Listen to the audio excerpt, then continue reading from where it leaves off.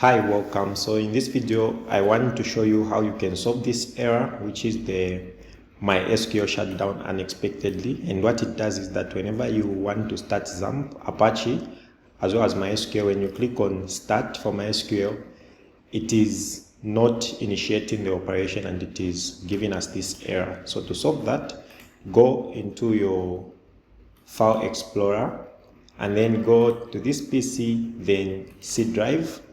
Under C drive, you will see a folder called XAMPP. So open that folder and then find the folder called MySQL. You are going to open it, and then there is this folder called data. So what you have to do is that you need to create a copy of this folder. So just click Ctrl C on your keyboard, then Ctrl V to paste. So it will create a data copy. So this data copy, we can right click and then we rename this file, and we are going to give it a name as data.od. Okay, and then we are going back to this data folder, which is the original folder. Open it, and then you need to delete all the MySQL databases. All right, you shouldn't delete the databases that you're using for any system or software that is on your PC. So in this case, it is this file, which is the MySQL file. Then hold Control on your keyboard.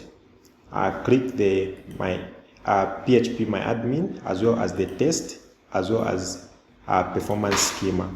Once you do that, click delete on your keyboard, and then you need to delete all these files which are below. When you select all of them, you do not have to delete this file called ibdata1. So click Control, then click on the file to deselect.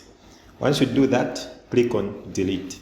So now these are the only files that we are having in the data folder.